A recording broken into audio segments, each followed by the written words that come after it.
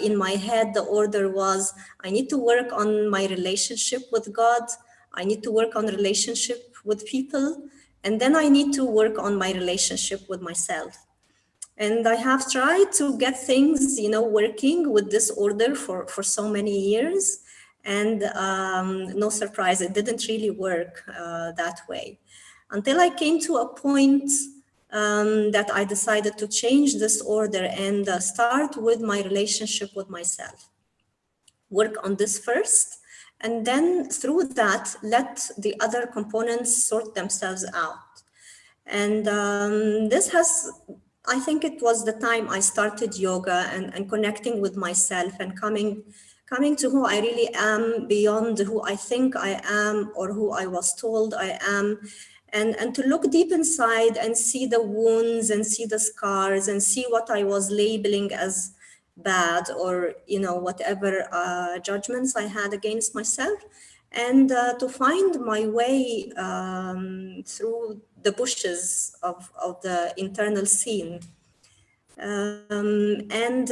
Louise Hay appeared in my life, I think it was about 3 or 4 years ago, starting to, see her books or read a quote or, come across her affirmations.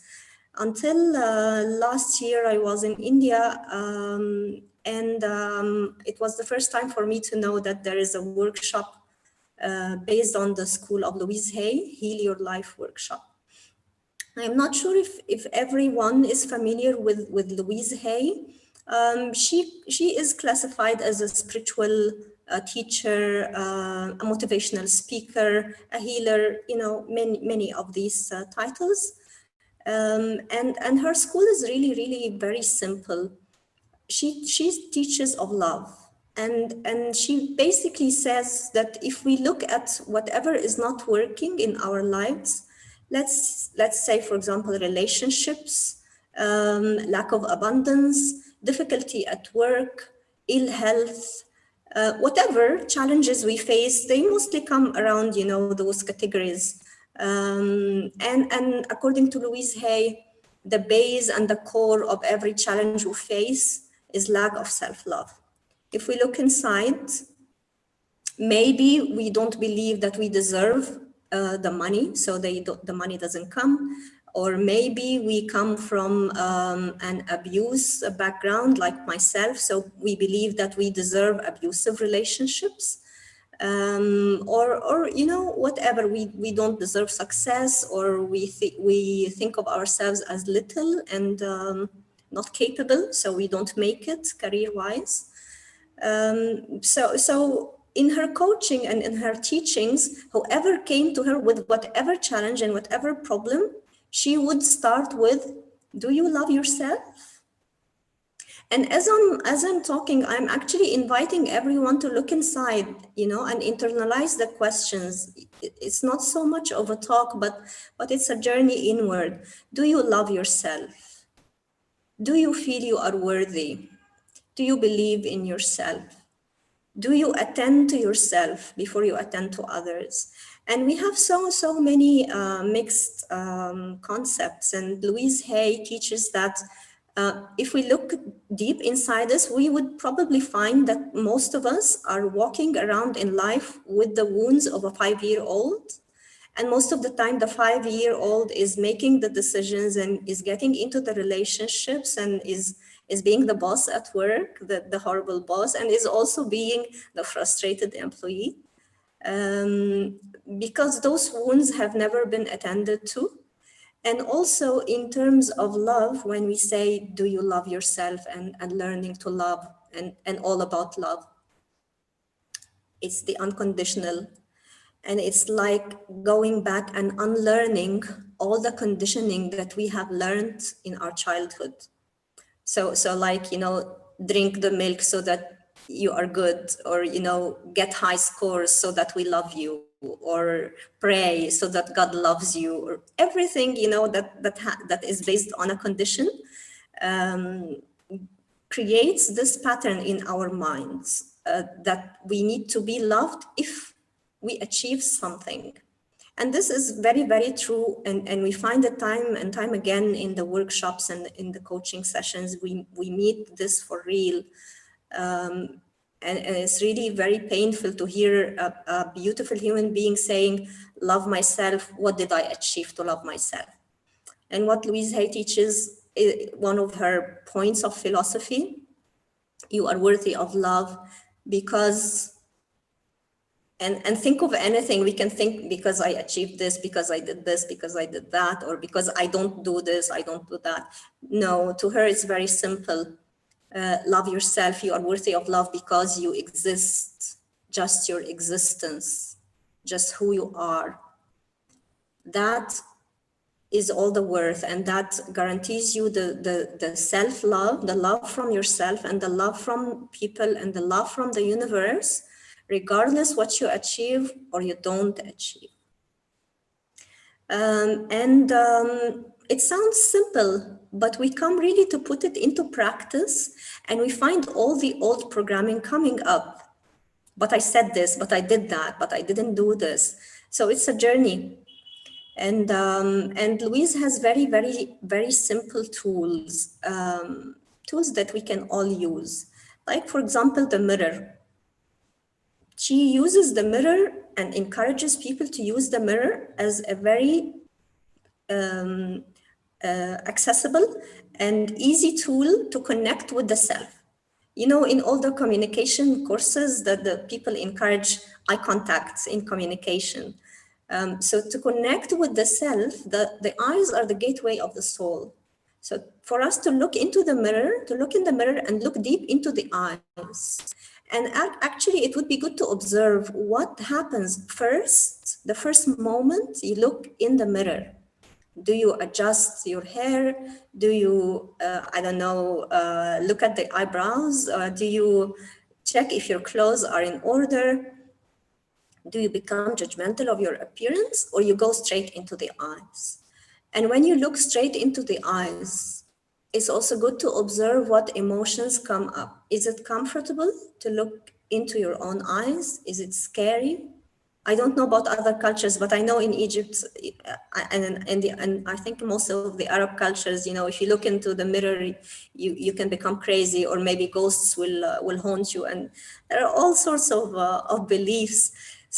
And even if at the conscious level we don't think we believe them, they come up. They come up in reality. People have shared this. So it's also a journey of cleansing and filtering. What's in the belief system? Maybe it's something I heard when I was a child, and I never questioned it now as an adult, and filtered and said, this doesn't serve me anymore. I am not continuing the journey onwards with this belief. So now is always a good starting point. We can do this now. So the mirror, look into the mirror, look deep into the eyes. Take, like she says, maybe a couple of minutes in the morning, a couple of minutes in the evening. And you know, the world is full of mirrors. You go into the elevator, there's a mirror in the car, there's a mirror in the shop, there are mirrors everywhere. So every time you see a mirror is a good opportunity to say, hi, hello, how are you doing? How are you feeling now? Or you are pretty, you look great, you're doing amazing. You know, we love these words. We love when we hear them from others. But the starting point is to hear them from ourselves. The mirror is a very simple technique. And the other very, very simple technique and also very powerful is the affirmations. To say, I love and approve of myself exactly the way I am. So it's not I love and approve of myself if I lose weight, or I love and approve of myself if I get that promotion, or I love and approve of myself if my partner likes me. I love and approve of myself exactly the way I am. And this is the starting point for any change. I believe everybody who's here in the session wants change, otherwise nobody would have been here. But the starting point for change is love and acceptance. And this is also one of the beliefs that are sometimes mixed up. People say, how can I accept this? I want to change it. Like, for example, I'm a very nervous person, or I get angry very easily. I shout at people, or whatever that is inside us we need to work on. Resistance and refusal is not a tool for change. It's actually a tool for reinforcing what we don't want. The change is through love, is through acceptance. So I say, okay, it's here now. I see you, I hear you, I feel you, anger. I accept you. I listen to those emotions. I take my journey with them. But the starting point is I accept your presence, and I'm grateful for our journey together. So this basic affirmation, I love and approve of myself exactly the way I am. Louise recommends this for everyone, for everyone. And what Louise Hay says is actually, if we look down at the basic, the root error programming that we all have, it would probably come to, I am not good enough. And this is also something everybody can do. Look inside and see, do you believe you are good enough? Good enough for the job, good enough for the relation, good enough for money, good enough for health, good enough for joy, good enough for light. Are you good enough in yourself now, this moment, without any changes, without any achievement, without anything? And then go beyond good enough, I'm actually amazing. So the parents and the environment in the childhood, everybody was doing their best, but also coming from their point of understanding and knowledge, and what their awareness enabled them to offer. So there could be some points here and there that we need to heal or work on, or assure, give validation to ourselves. And it is our role now to parent ourselves and do this for ourselves. So the validation the child wants from the parents, now I am the parent and I am the child. I validate myself, I accept myself, I approve myself, I love myself. I look in the mirror and I give myself compliments. So very simple tools. And the affirmations, yeah, it's nice to say it once every now and then, or when looking in the mirror, but for really deep change, changing the programming in the subconscious mind, the frame Louise Hay gives is repeating the affirmation 300 to 400 times every day, 300 to 400 times every day, for maybe 3 to 4 months consecutive. This shows how deep the error programming of I am not loved can be embedded. And also it's a very good experience, my personal experience and the experience of people who walked this walk, to keep a journal. I looked in the mirror, this is day one, looking in the mirror. It was comfortable, it was not comfortable, it was scary, it was whatever it is, just note. And it is not a note to say, oh, why is everybody comfortable and I am not, or it is difficult so I am not doing it. It is just to note the state, mark the state, and see how things change as the journey goes on. And also when I start say the affirmations, many people say, but I don't feel it, I don't believe it. Well, this is exactly why we're saying it. If I believe it, then we're almost have walked this walk. But the feeling that I don't like it, I don't feel it, I don't believe it, or actually sometimes there's irritation or the need to stop, these all are strong indications that we are on track, and this is what we need now, and we need to cross. We need to cross this line of self-hate or the old programming of conditioned love with the affirmation. And of course, if we combine the mirror and the affirmation together, it's double the power. I have a personal experience with I love and approve of myself, this affirmation. I have walked the walk of, the 300, 400 times a day and 4 months, and I repeated it later after a number of months, and it's different.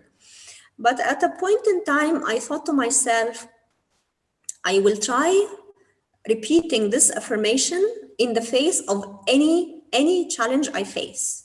So I feel fear, I feel anger, I feel confused, I feel happy, I feel whatever I feel, I will repeat I love and approve of myself exactly the way I am. This is guidance I got in meditation.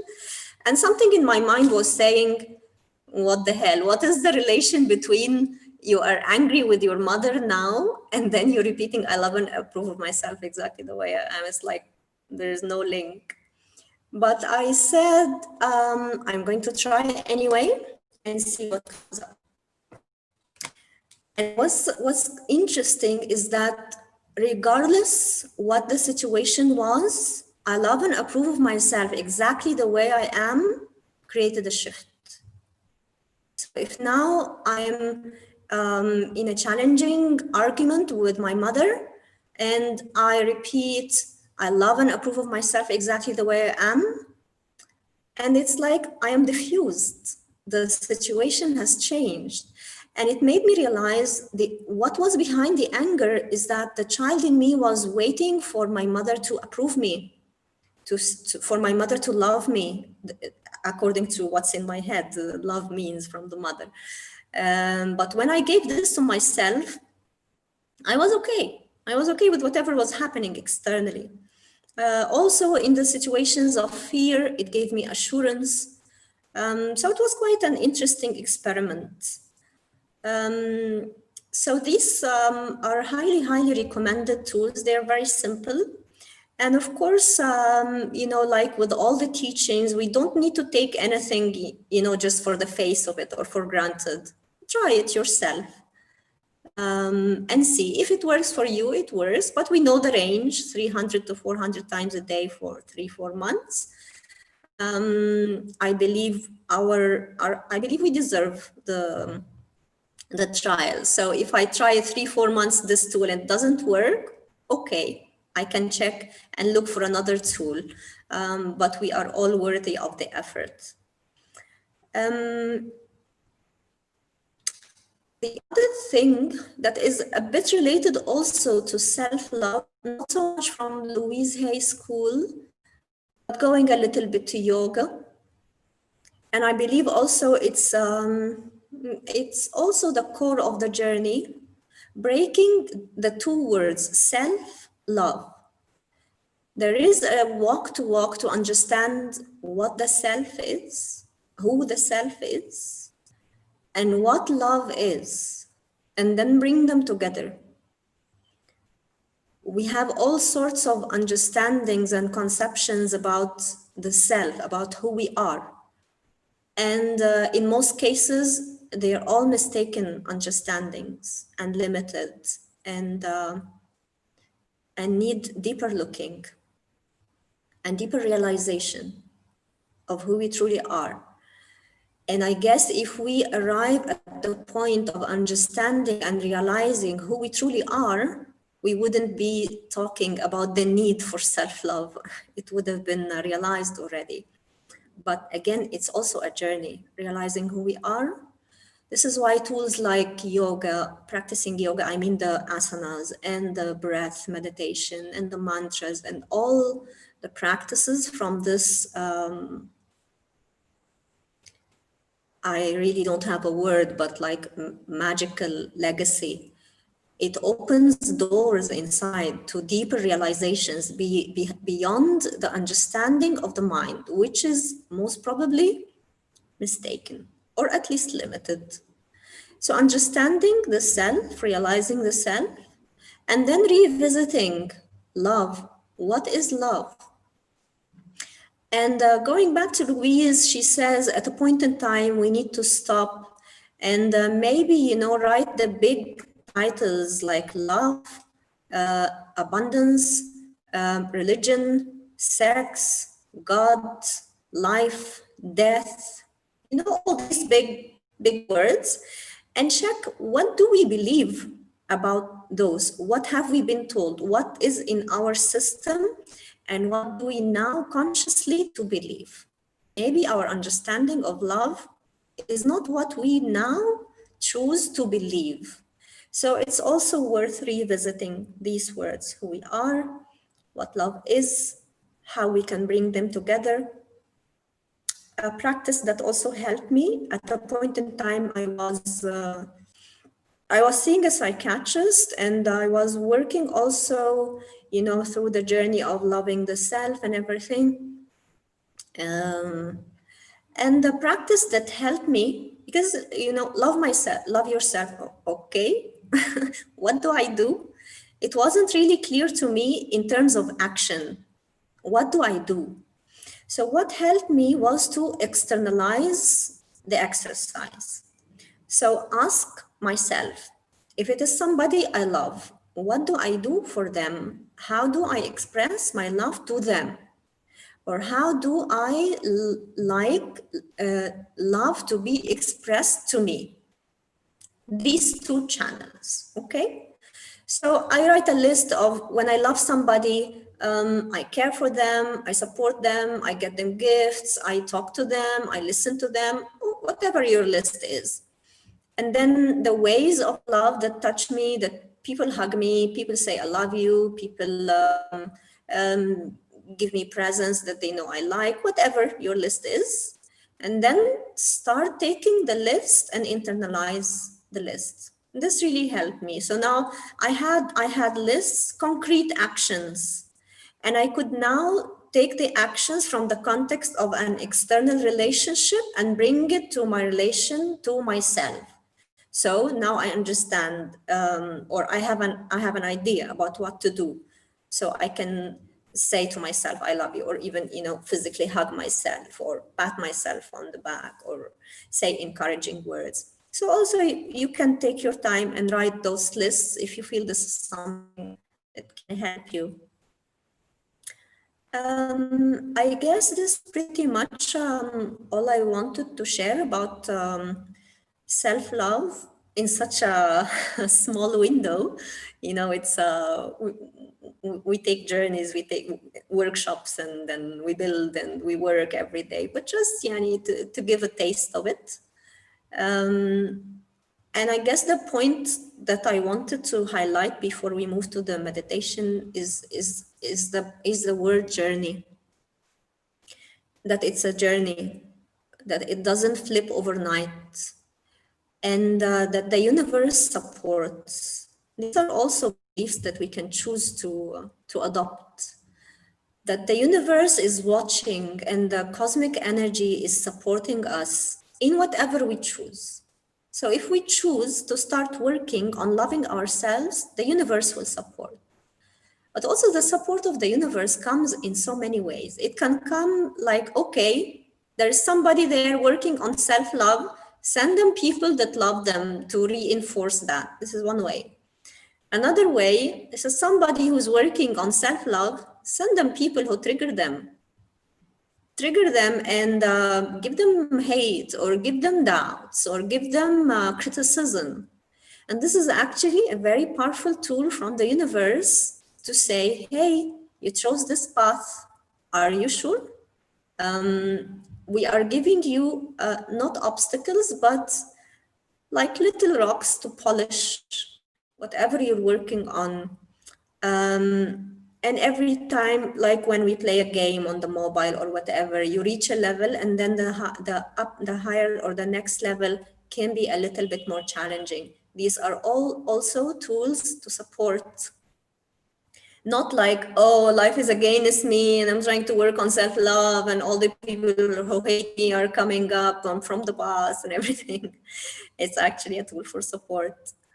And one of the very supportive tools also is communities like this.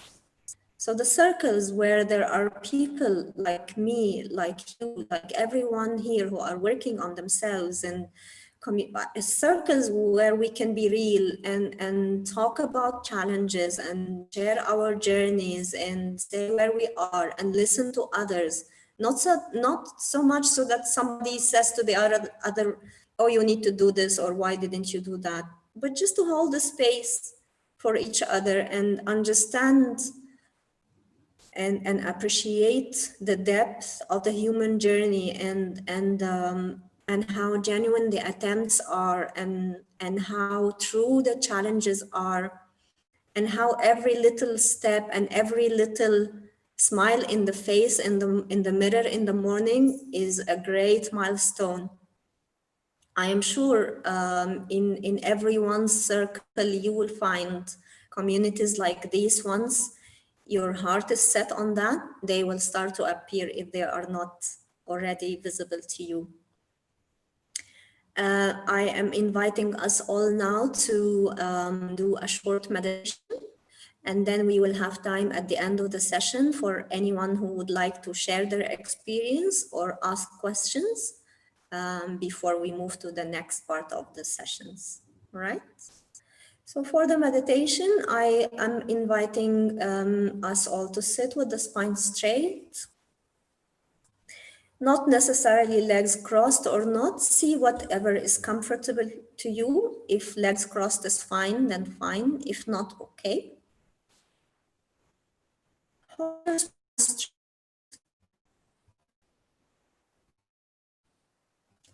Have the eyes closed and bring your awareness to the points of your body that are touching the ground or the chair you're sitting on,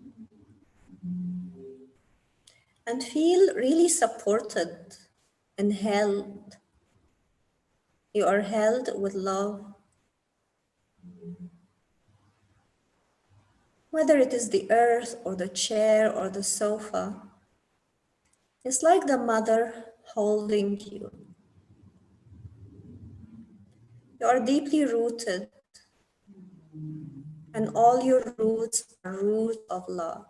You are deeply rooted in love.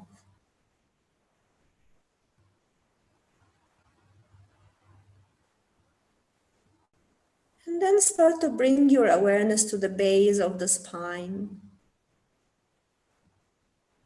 Just with your awareness, like you're scanning your spine and going up vertebrae by vertebrae.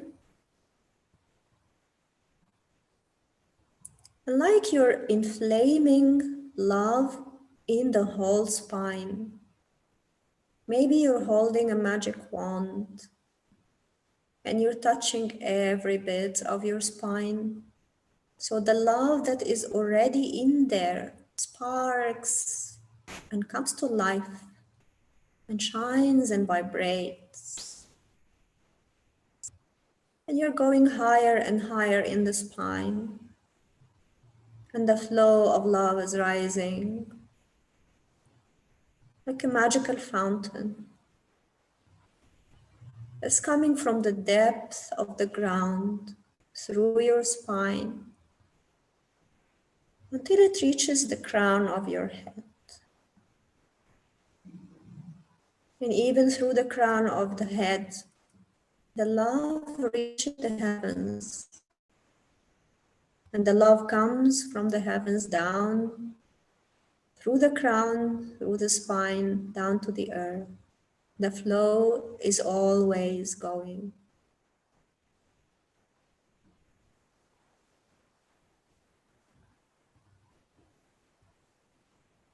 The crown of the head is a crown of love. You are wearing that crown now, like a queen, like a king. You are the queen and the king of your own kingdom, the kingdom of love.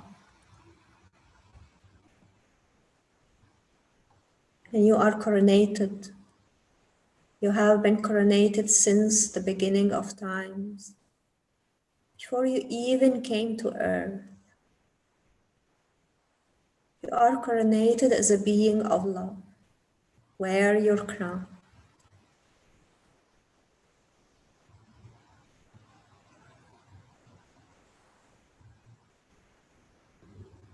The crown is full of light. It's shining within you and outside of you.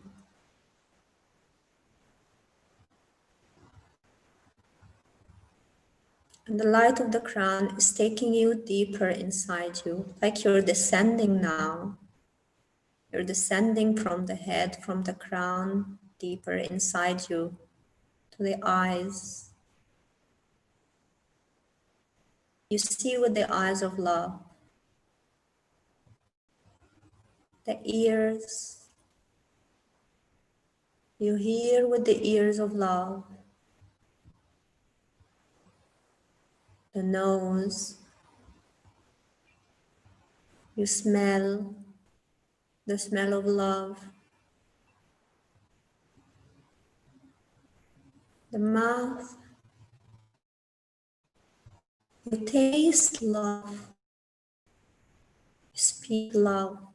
Every utterance is an utterance of love.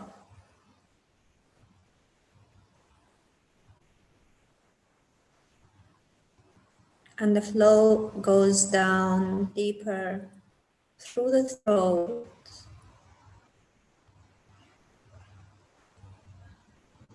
All the words and all the utterances and the sounds that are not love are being melted away, dissolved out of your system.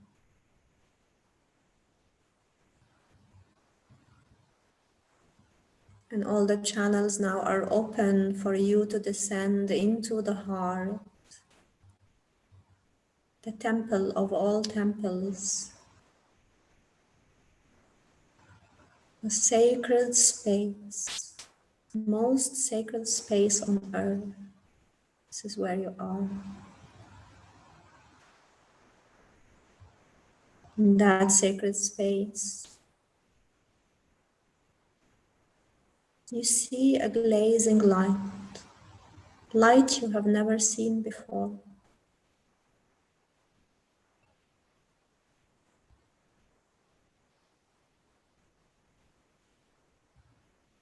You ask what that light is.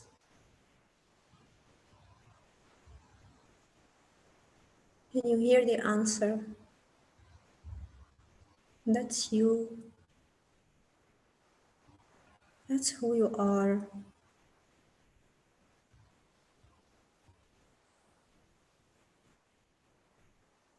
That's the self. Dazzling light, permeating light.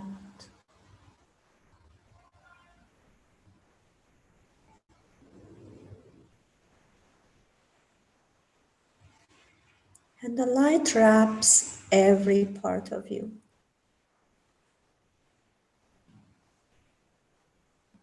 It's pink and golden light. You feel it in the center of your chest. Like there's a cup in the center of your chest. And it's filling with love. And the love is coming from all directions, from the crown downwards and from the earth upwards. And the heavens and the earth come together in your heart in a majestic fusion. That's who you are. And the cup keeps filling until it overflows and fills every cell of your being, all the internal parts of you. Get soaked in love, every organ, every cell. Also, every thought, every emotion, every physical sensation, every breath. Every breath is a breath of love. Inhale love, exhale love.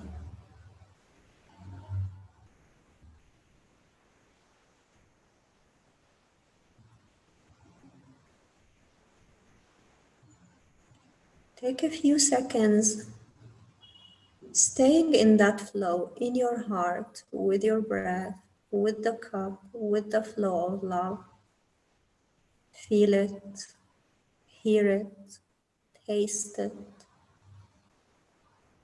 See if there is something for you to receive in this moment. I'll remain silent for a few seconds.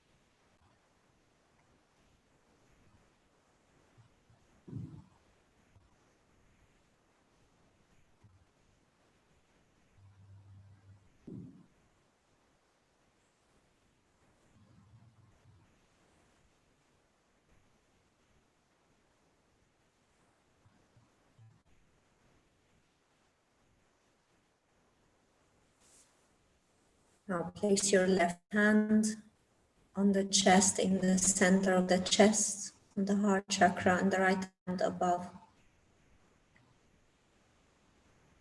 And press into your chest. Press your hands into your chest.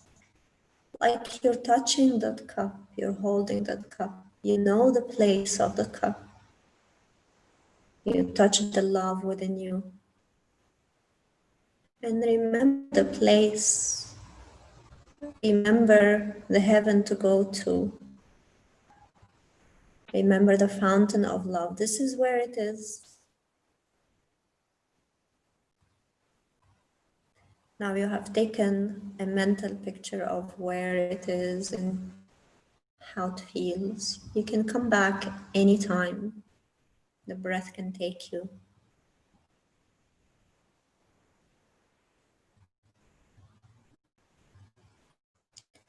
Now start to bring your awareness to the breath. Breathe consciously. Start to bring yourself back to the here and now.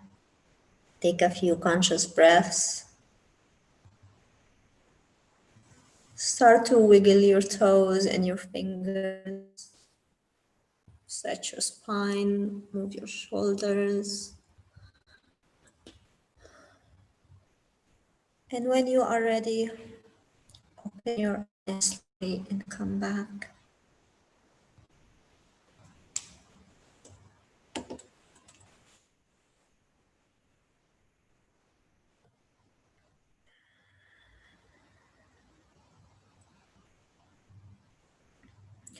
I think it would be good for us now to open the floor if anyone wants to share, whether it is from the meditation experience or from the journey, their own journey of self-love.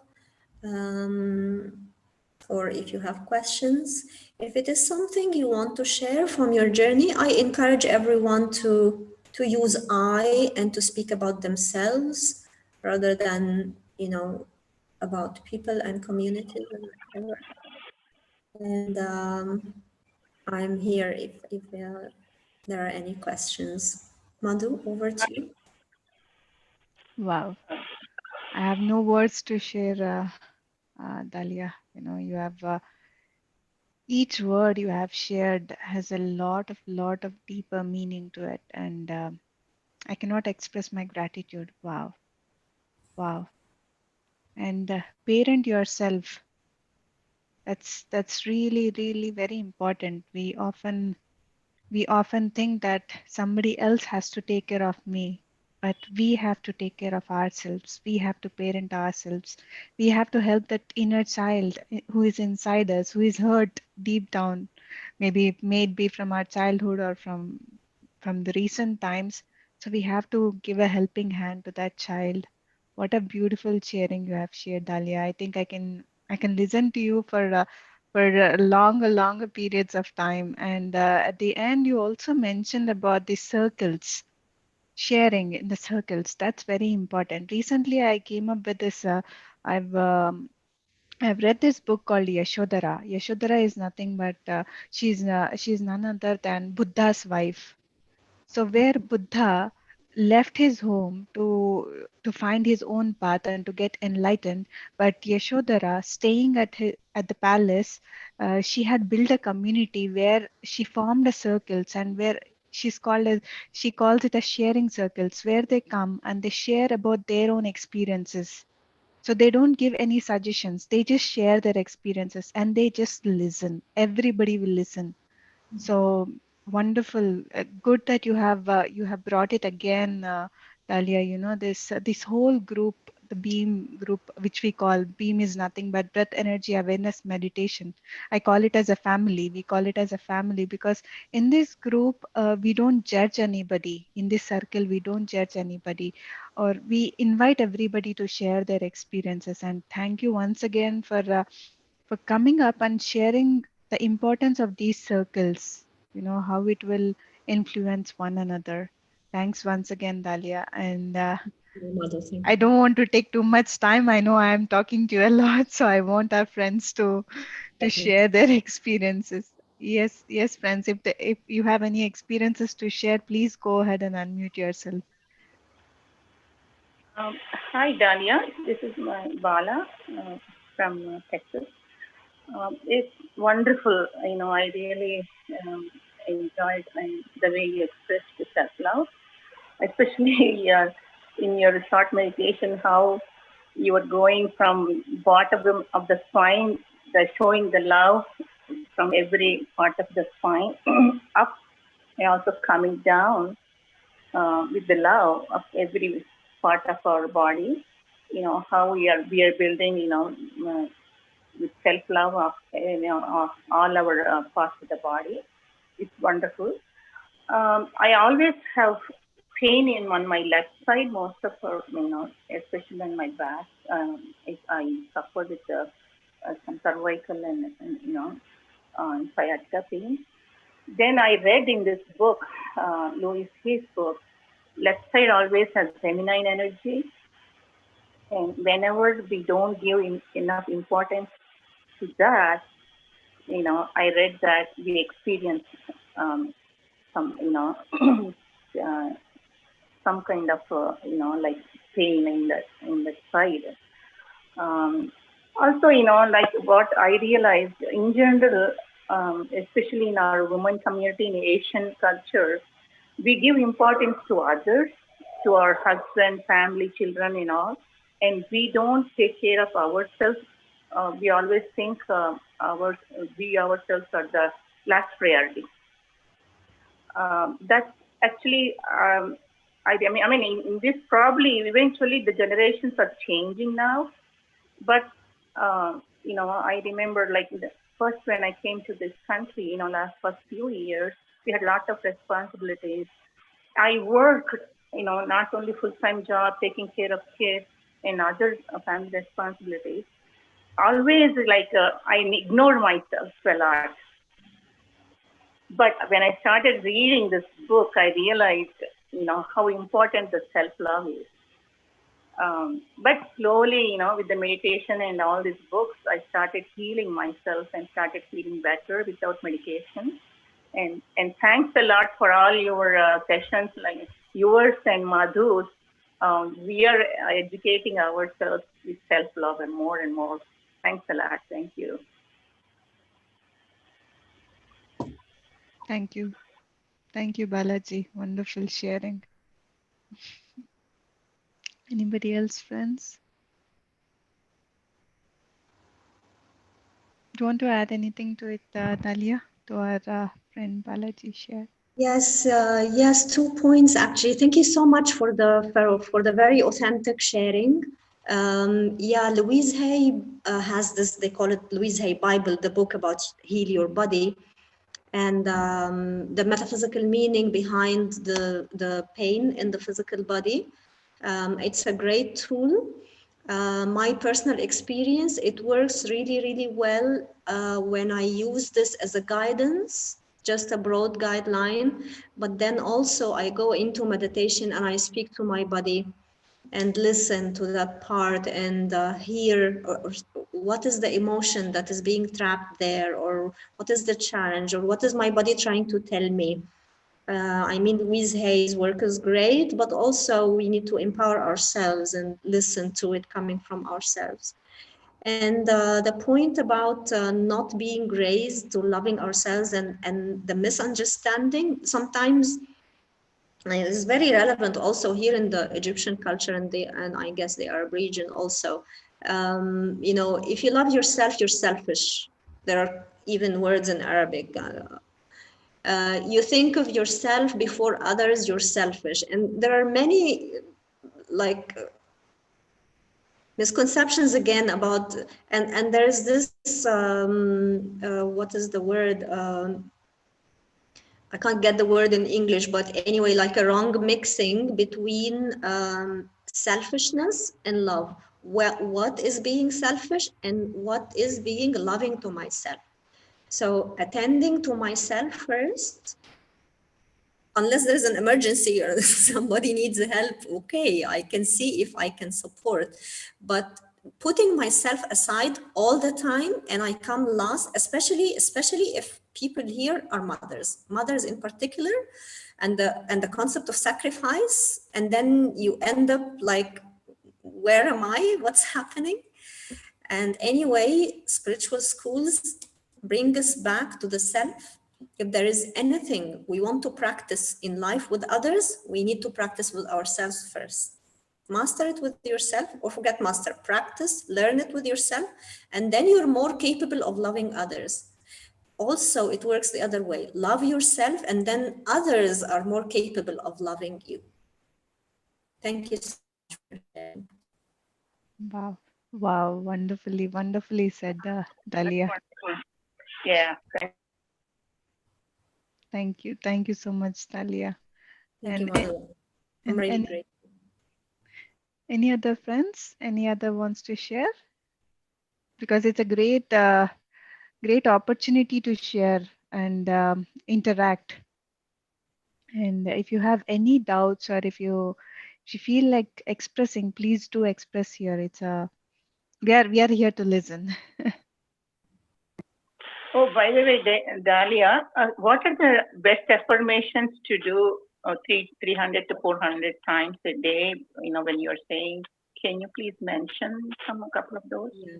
It's the self-love affirmation. I love Yes. and approve of myself exactly the way I am. I can write it in the chat. Yeah. Thanks a lot. So, Yeah. and I'm also encouraging whoever is here, people here, to express and share. Also, self-expression is a manifestation of True. self-love. Whether it is something you share with the group, or a question, or a doubt, or anything. Mm. Voice yourself. Okay, I want to go and share my experience. Yes, because when you said about the mothers, I think it's very common when we are women and when we are married, we put our husbands as a priority and our children as a priority.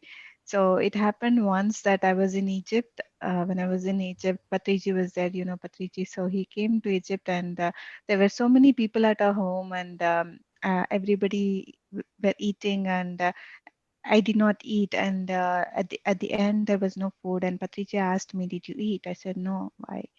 Then he said, "No, you should not do that. You should not sacrifice for others. First of all, if you have hunger, because all the mothers, all the women, they do the same thing. They want to first give to the children or the family or the guests, then they will eat it, though they have hunger. So they're hurting themselves. So instead, if we can eat a little bit and get back to our, serving others, that's the good thing to do. So that's the good lesson that I have learned from Patrici. That time to take care of ourselves is very important, especially like in the kitchen. We do a lot of work and we don't eat and we don't take care of ourselves. This is we have to work on this. Yeah. Yeah, that's very wise. And I guess most, if not all of us, have been on airplanes and remember the instructions in Mm. case the oxygen level drops down and the masks come down. Put the mask on yourself first and then the child. That's true. Because if you're not in a state to support and you rush to help people, then you are not able to help yourself or the people. Mm. Very true. Yes. I see that also self-love has deep-rooted issues, right? So right from our childhood, like we had so much of deep-rooted issues like jealousy, anger, or comparisons and all these things we have built it up inside us. So that's what is blocking us to love ourselves, isn't it, Dalia? Yeah, very, very, very true, Madhu. And in the journey, so dispelling what love is to me, and then okay, what is the relation between love and anger, for example? Is anger against love? Because some people would think, okay, if no, if I love somebody, I can't express my anger towards Mm, them. mm, Love and fear, love and jealousy, love and comparisons, love and joy, how do these sit together? mm, And with all that is inside me, how can I give more room to love, but also not overlooking? We're not trying to be angels and ignoring what is already existing inside us, but how to find my way with hearing all the voices. Mhm. Very well said. Yeah. And Dalia, I have one more question. Tell me about your books. You have authored two books. So can you share about those two books? I know those are in Arabic, right? Yes, that's right. They are both in Arabic and they are both in English. And the first book was like messages I received from God. So I go into meditation in the morning and I feel a certain revelation, a flow that comes. Mm. And it's like I write poetry, but it's not the same state like when I'm writing, composing. It's just a flow that comes. And then I sit and read it, and it's like, wow, this is speaking to me. So the first book was from God to me, and the second book was from me to God, messages I sent to God. Wow. Wow. When are you writing it in English? Maybe you do I'm the sure. translation. um, Yes. And Thank you, Mutlu. very nice. Any other sharings, friends? Yeah, good evening, ma'am. This is Ratna from Hyderabad, Yes. India. Yes, Ratna. Uh, this is like when this meditation and when you take us on the journey of going to another world, or probably like the situations which you give, but the mind somehow goes awry and it goes somewhere else, and it goes into another world and it doesn't come immediately to this, and suddenly I have to forcefully bring it to this. So is it normal, or do I have to have a regular practice and then after that it will come? How does it go about it? I understand. Thank you so much for sharing. Well, wow, it has so many bits what you shared. Okay, the mind wanders. This is the nature of the mind. And when we go into meditation, it happens, and it can actually happen more than when we are not in meditation, because now we are attentive, more attentive. So the point is the awareness. Once I'm aware that my mind has went away, I bring I bring myself back. It is not a struggle. It is not forcefully. And again, going back to love and parenting, they speak of it like they say, okay, think of it like you're dealing with a little child, and you're trying to sit the child down for to eat or something, and the child starts to jump here and there. You don't bring the child forcefully. Gently, you bring them back with love, and actually you can play with them, or take them easily. So the point is the realization, the awareness. Oh, so I wake up, oh, I drifted somewhere, so I just bring myself back. And I remember personally my first meditation class ever years ago, it was every breath my mind goes, I bring myself back. The next breath, my mind goes, I bring my mind back. Then the following breath. And then with the practice, the jumping here and there is less. But also, we can sit in the noise, in the middle of the noise of the mind. It is not so much about silencing the mind, because the mind can continue to jump or bring its own drama or whatever. But I can be just sitting and watching what's happening in the mind. And yes, absolutely, the regular practice makes all the difference. So rather than sitting to meditate for an hour every month, sitting to meditate for 5 minutes every day works way, way better. Even just observing the breath. This is a great tool. And it's accessible to us all the time. Thank you. Thank you, ma'am. Yes, very well again said, Dalia.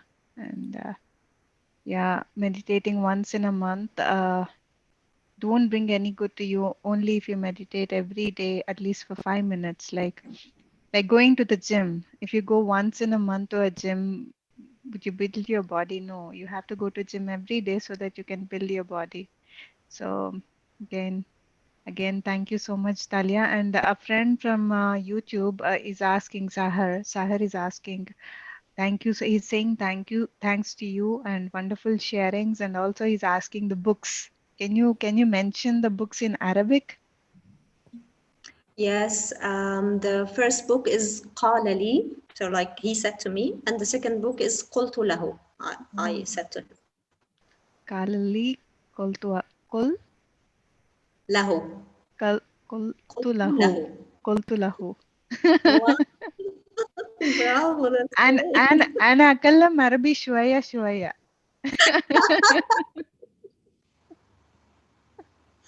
Wow, I miss your times in Egypt. It's there in my roots, you know, like Arabic is in my roots and Egypt is in my, you know, like it's my second home. Just like India is in my blood. Yeah, that's great. It's lovely, lovely having you, Dalia. Your energy is contagious, and your smile, wow. Thank you, lovely. You're the beautiful one. Thank you, Dalia. And I think any other sharings, friends? Anyone wants to ask any question or last sharing? Okay, let me check in. Yeah. So I think that's Yeah, it, let's Dalia. see affirmation in the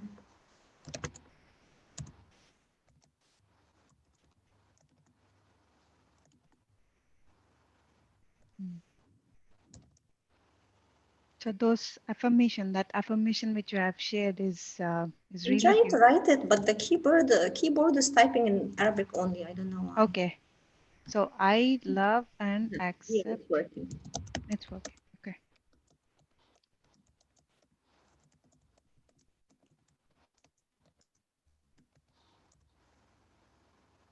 I love and approve of myself exactly the way I am. Talia, is it possible that you lead us and we repeat next to you these affirmations right now? Yeah, of course. Okay. Yes. Let's Uh, let's Friends, I think we can all unmute ourselves and we can say it out loud and we can repeat this affirmation. It is very important. Yep. yeah, Talia. let's do that. But let's also try to get quickly in a meditative state. Let's put Mm. the left hand on the center of the chest, the right hand on top. Close your eyes. Press your hands against the chest and remember the place where we were. Remember the fountain of love. Remember the love coming from up down and from down up, meeting just under your hand. Take a few breaths, inhale love, exhale love, and come deep into that spot underneath your hands.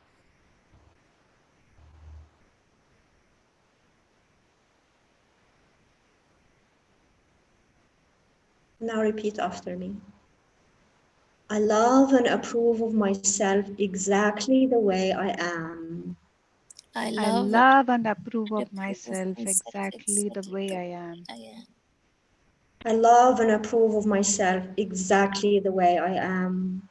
I I love love and and approve of approve of myself myself exactly the exactly way the I way am. I am. I love and approve of myself exactly the way I am. I I love love and and approve of approve of myself myself exactly the way I exactly the am. way I am. Take a few breaths and allow the affirmations to permeate. Let the vibrations flow inside and around you.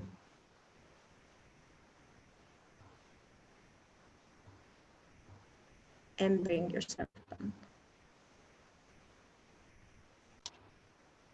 Wow. Thank you once again, Dalia.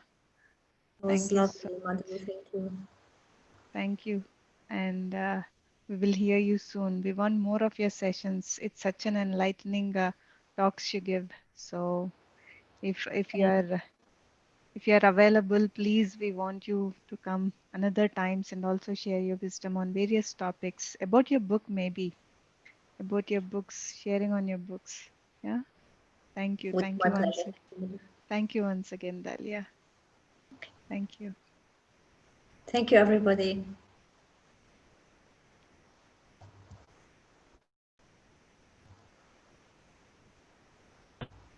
So, all right, friends. That was indeed a very, very, very beautiful session. And for the ones who did not, Swapna, you did not join from the start, but we have a recording of this. So it is there in the YouTube, and please do listen to it, and it's quite inspiring. Yes, and Madhu, I just wanted to say thank you to Dalia, and beautiful the affirmations, the energy with which she made us say the affirmations. I could really feel that. Thank you so much. thank you, Swapna. And Dalia, my mom is also here, and she's saying thank you so much. Wow. Thank you for bringing such a beautiful being to life. Thank you, Dalia. Bless you. So, all right, friends. Today, it's the ninth day of book reading session of Many Lives, Many Masters. And I want you all again to close your eyes while I'm reading this. We'll go back to the times of Catherine. So, what happened to her later, and what are the lessons that Dr. Brainways had learned through these sessions? And each week, another layer of neurotic fears and anxieties was stripped away from Catherine. Each week, she appeared a bit more serene, a bit more softer, and more patient. She was more confident, and people were drawn to her. Catherine felt more loving, and others gave love back to her. The inner diamond that was her true personality was shining brilliantly for all to see. Catherine's regression spanned millennia. Each time she entered a hypnotic trance, I had no idea where the threads of her lives would emerge. From prehistoric caves to ancient Egypt to modern times, she had been there, and all of her lives had been lovingly overseen, somewhere beyond time by the masters. In today's session, she emerged in the 20th century, but not as a Catherine. I see a fuselage and an airstrip, some kind of airstrip, she whispered softly. Do you know where it is? I can't see. Alsatian, then more definitely Alsatian in France. I don't know, just Alsatian. I see the name von Marx, phonetic, some type of brown helmet or a hat with googles on it. The troop has been destroyed. It appears to be very remote area. I don't think there is a town nearby. What do you see? I see buildings destroyed. I see buildings. The land is torn up from bombings. There is a very well hidden area. What are you doing? I'm helping them with the wounded. They are carrying them away. Look at yourself. Describe yourself. Look down and see what you're wearing. I have some type of jacket on. I have blonde hair. I have blue eyes. My jacket is very dirty, and there are many wounded people. Are you trained to help with the wounded? No. Do you live there or were you brought there? Where do you live? I don't know. About how old are you? 35. Catherine herself was 29 and she had hazel eyes, not blue. I continued to questioning. Do you have a name? Is it on the jacket? There are wings on the jacket. I'm a pilot, some type of pilot. You fly the airplanes? Yes, I have to. Who makes you fly? I'm in service to fly. That's my job. You drop the bombs too? We have a gunner on the plane. That's a navigator. What kind of plane do you fly? Some type of chopper plane. It has four propellers. It's a fixed wing. I was amused because Catherine knew nothing about airplanes. I wondered what she would think fixed wing meant. But, like the making of butter or the embalming of the deceased under hypnosis, she possessed a vast store of knowledge. Only a fraction of this knowledge, however, was available to her everyday conscious mind. I pressed on. Do you have a family? They are not with me. Are they safe? I don't know. I'm afraid they will come back. My friends are dying. Who are you afraid will come back? The enemy. Who are they? English, the American Armed Forces, the English. Yes, do you remember your family? Remember it? There is too much confusion. Let's go back in the same lifetime, back to the happier time before the war, the time with your family back at home. You can see that. I know it's hard, but I want you to relax. Try and remember. Catherine paused, then whispered, I hear the name Eric. Eric. I see a blonde haired child, a girl. Is that your daughter? Yes, it must be. Margot. Is she close to you? She's with me. We are on a picnic. The day is beautiful. Is anyone else there with you besides Margot? I see a woman with brown hair sitting on the grass. Is she your wife? Yes, I don't know her, she added, referring to a recognition of someone in Catherine's present lifetime. Do you know Margot? Look at Margot closely. Do you know her?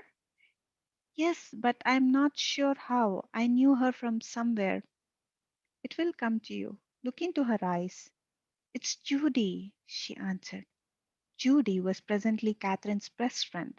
There had been an instant rapport at their first meeting, and they had become true friends, implicitly trusting each other, knowing the other's thoughts and needs before they were verbalized. Judy, I repeated.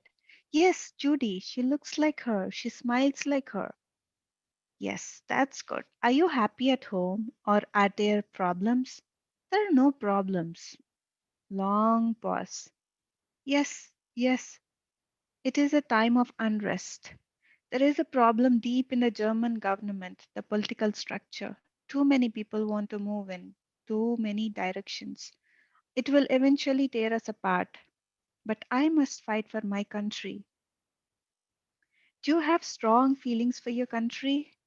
I dislike war. I feel it is wrong to kill, but I must do my duty. Go back now, back to where you were, to the plane on the ground, and the bombings and the war. It's later. The war has started. The English and the Americans are dropping bombs near you. Go back. Do you see the plane again? Yes. Do you still have the same feeling about duty and killing and war? Yes. We will die for nothing. What? We will die for nothing, she repeated in a louder whisper. Nothing? Why for nothing? Is there no glory in it? No defense of your land or your loved ones?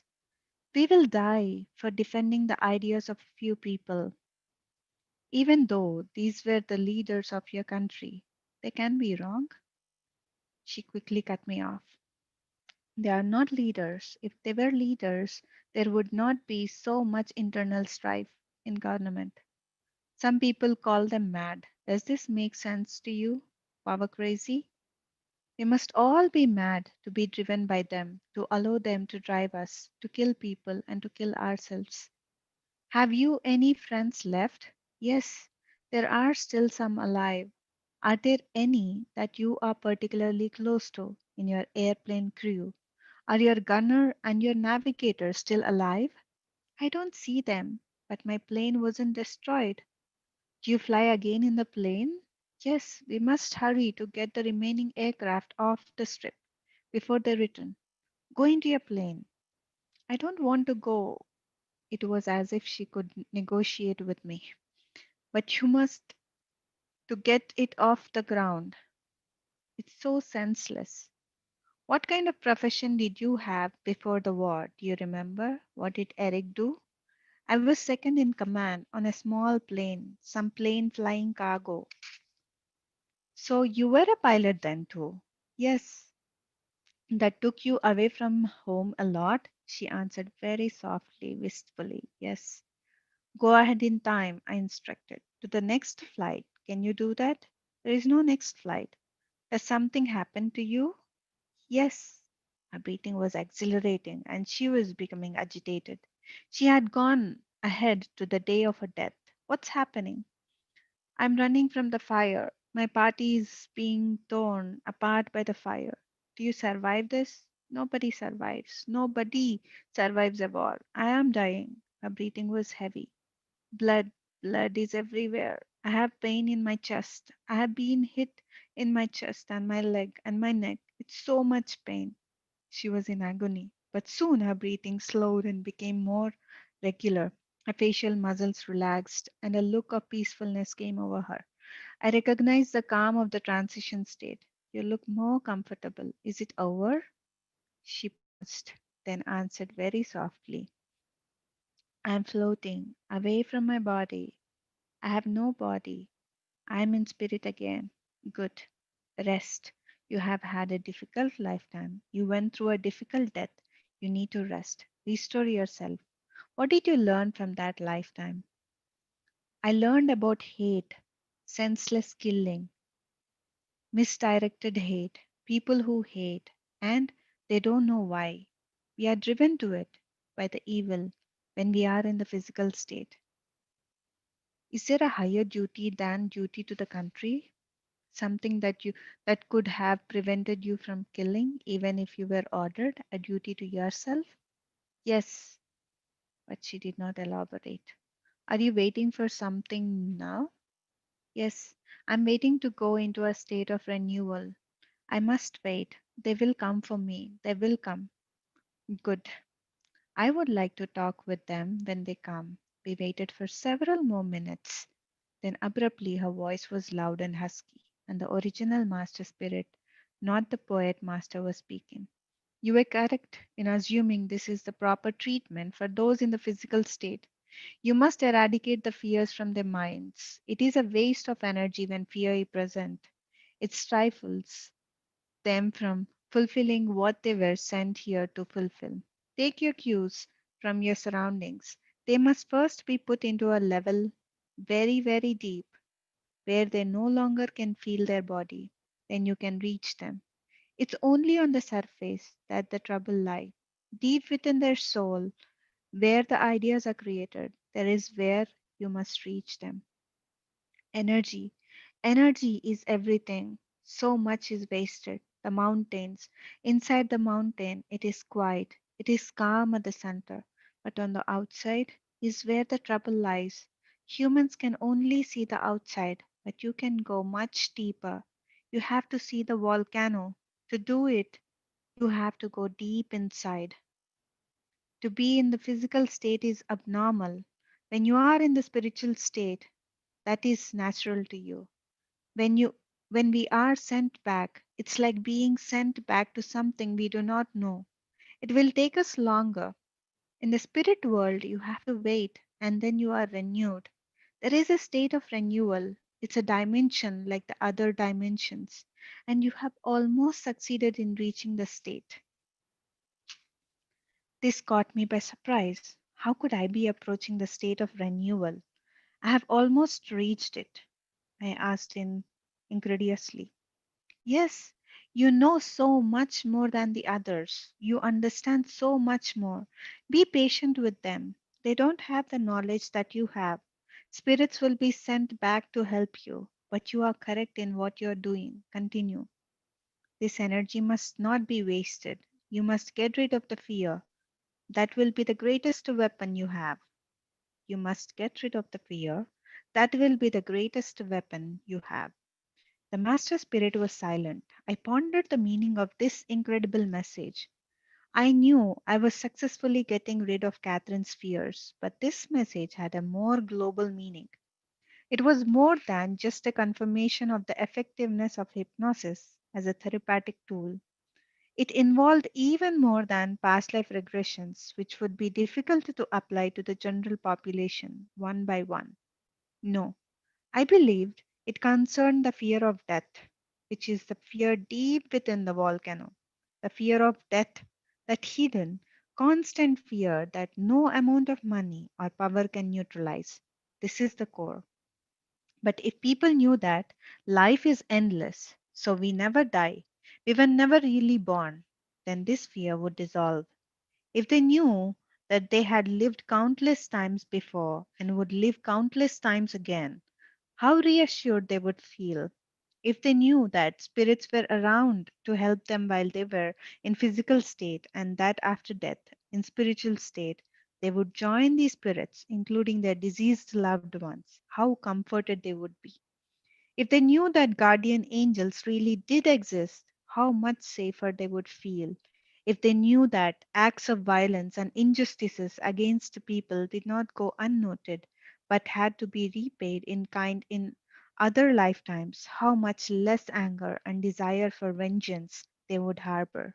And if indeed by knowledge we approach God, of what use are material possessions or power when they are an end in themselves and not a means to the approach? To be greedy or power hungry has no value whatsoever. But how to reach people with this knowledge? Most people recite prayers in their churches, synagogues, mosques, or temples, prayers that proclaim the immortality of the soul. Yet, after worship is over, they go back into their competitive roots, practicing greed and manipulation and self centeredness. These traits retard the progress of the soul. So, if faith is not enough, perhaps science will help. Perhaps experiences such as Catherine's and mine need to be studied, analyzed, and reported in a detached scientific manner by people trained in the behavioral and physical sciences. Yet, at this time, writing a scientific paper or a book was the furthest thing from my mind, and a remote and most unlikely possibility. I wondered about the spirits who would be sent back to help me. Help me do what? Catherine stirred and began to whisper. Someone named Gideon. Someone named Gideon. Gideon. He's trying to talk to me. What does he say? He's all around. He won't stop. He's some type of guardian, something. But he's playing with me now. Is he one of your guardians? Yes, but he's playing. He's just jumping all around. I think he wants me to know he's all around me, everywhere. Gideon? I repeated. He's there. Does it make you feel safer? Yes, he will be back when I need him. Good. Are there spirits around us? She answered in a whisper from the perspective of her superconscious mind. Oh, yes, many spirits. They only come when they want to. They come when they want to. We are all spirits, but others, some are in physical state and others are in a period of renewal, and others are guardians. But we all go there. We have been guardians too. Why do we come back to learn? Why can't we learn as spirits? Those are different levels of learnings, and we must learn some of them in the flesh. We must feel the pain. When you are a spirit, you feel no pain. It is a period of renewal. Your soul is being renewed. When you are in a physical state in the flesh, you can feel pain. You can hurt. In spiritual form, you do not feel. There is only happiness, a sense of well being.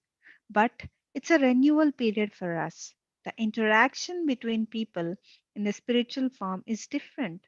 When you are in the physical state, you can experience relationships. I understand. It will be okay. She had become silent again. Minutes passed. I see a carriage, she began. A blue carriage. A baby carriage. No, a carriage that you ride in. Something blue. A blue fringe on the top. Blue outside. Do horses pull the carriage? It has big wheels. I don't see anybody in it, but just two horses hitched to it, a gray one and a brown one.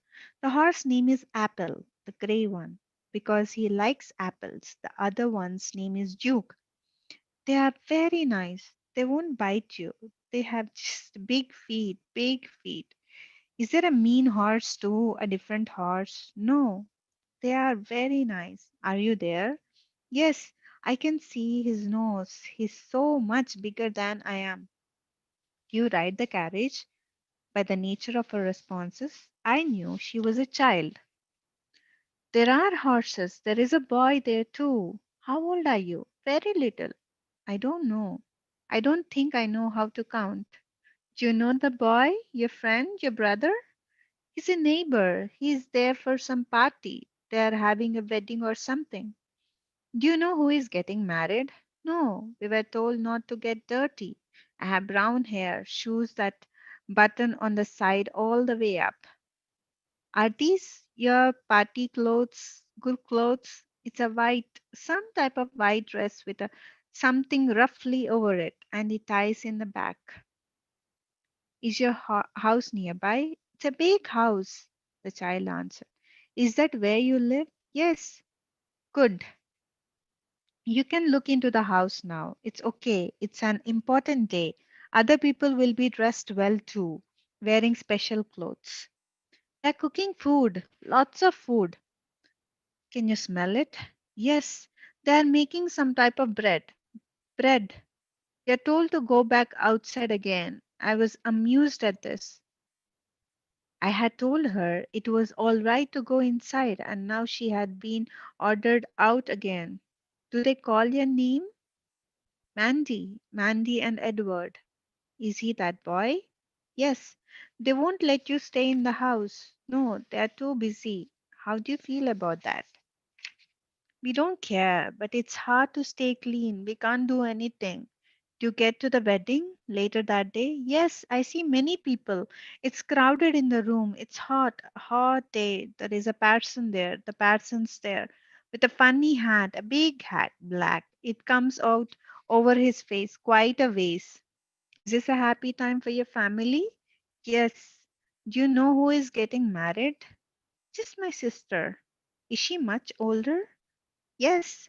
Do you see her now? Is she wearing her wedding dress? Yes.